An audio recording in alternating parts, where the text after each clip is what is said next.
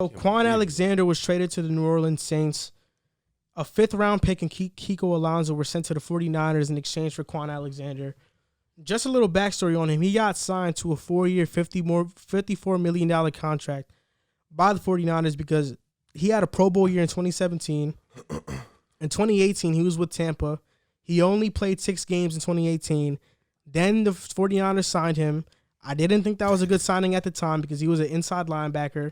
He only played 8 games last year. He only played 1 full season in his entire career in 2016.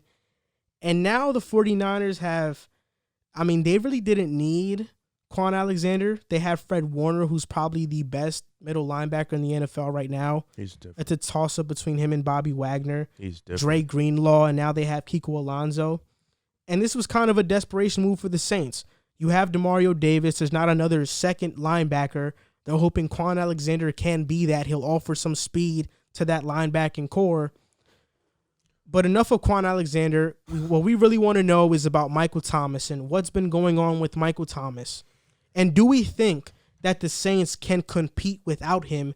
And what I mean compete, can they finish first? Can they be one of the formidable teams in the NFC? You know what's killing me about this is I picked, me and Joel, we used to have arguments in the summer all the time. I picked the Saints, he picked the Bucks.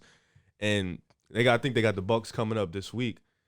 Michael Thomas is crucial for this team to make a Super Bowl run. If they do make it, he needs to be there. He's their number 1 option.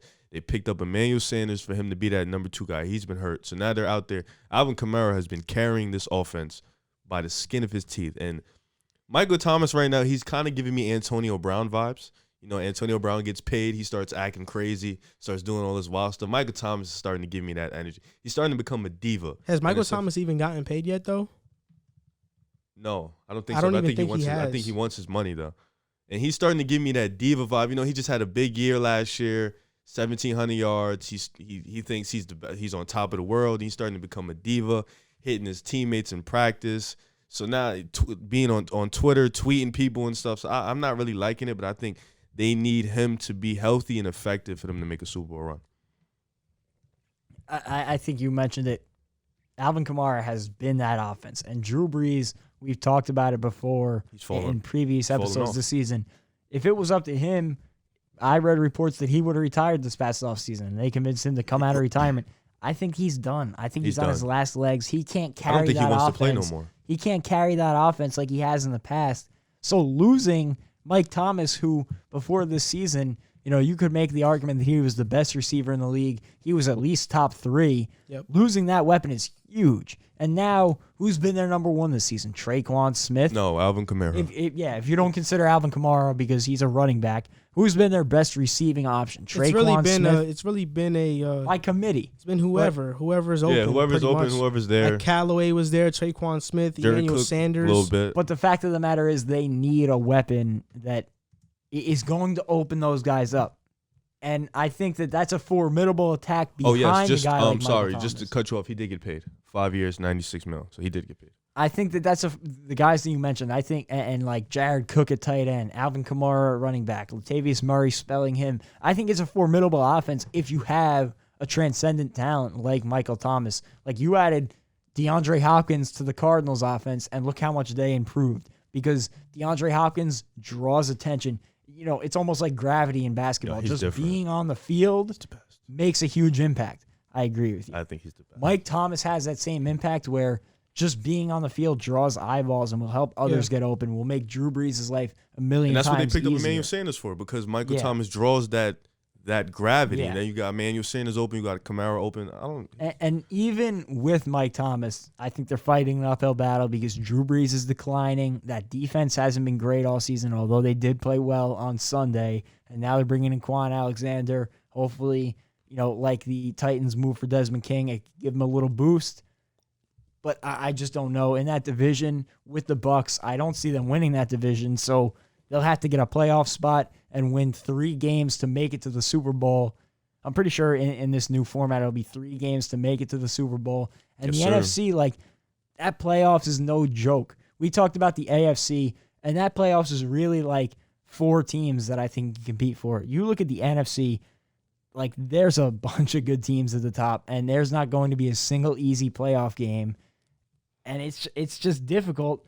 Without Michael Thomas, I don't think they have any chance of winning a Super Bowl. With Michael Thomas, I still think they'd be fighting an uphill battle, but I think it would give them a puncher's chance to compete. The Saints own the tiebreaker right now, so number one in the division. And the Bucs are losing right now. I don't think it's going to come down to a tiebreaker. We'll see, man. Michael Thomas, from what I know, he's been injured with the hamstring/ankle injuries. He punched Gardner Johnson, and he was suspended for a week for that. And he returned to practice before Week 8, but he did not play in Week 8, as we all know now. He probably is going to return Week 9. We're not sure yet, but as of now, nobody really knows too much about Michael Thomas. Riv mentioned earlier before the show that he tweeted that he's still hurt. But the Saints have rallied 4 straight wins. Do I think they can make the playoffs still without Michael Thomas? Absolutely. But I don't think the Saints are going to make the Super Bowl with or without him. I didn't pick them to make it before. I still have Tampa, and I think Drew Brees is declining. And I'm not as sold on that comment as I once was, because Drew Brees has been playing better with limited options. Absolutely. Emmanuel Sanders has been hurt, and he's still been playing pretty good, enough for them to win. Against good teams, too. So Drew Brees has been proving a lot of people wrong after a kind of rocky start to the season, but I still don't think the Saints are going to really make a great playoff run. I could be wrong there, but I just don't see it personally. They're even actually, now that I look at it, it's 7 playoff teams this season. So you didn't know that? No, I'm just. Oh yeah, it's a big 7. It's 7 this year. So even with the 7, they're gonna have to fight to make the playoffs. I think everybody's gonna have to fight. So there's obviously the 4 division titles, and then beyond that, so say the Packers win the North, say the Bucs win the South, and say the Seahawks win the West. Then it comes down to the Rams, the Cardinals, the Saints, the Bears. You could even make a case for the Niners. Mm-hmm. That's 5 teams competing for 2-3 spots. I say Cardinals, Bears, Saints. I do think they're going to end up making the playoffs, though, just because Sean Payton's a great head coach. They've been there. They know how to win games when they have to. Michael Thomas is hopefully going to come back. I mean, nobody really knows what the deal is. You don't want to drink that water. So. The report is he might play on Sunday, correct? I don't know. They need him to play. He's supposed to play on Sunday. Everything's up in the air right now. We don't know anything about Michael Thomas, but I'm assuming he comes back, if not this week, maybe next week, maybe the week after. This still gives you 7 weeks of a top 3 receiver in football. Hey, listen. They'll figure it out. So I say they make the playoffs, but even with Mike Thomas, I don't think they can compete for the Super Bowl. They have Bucs that day. He has to play.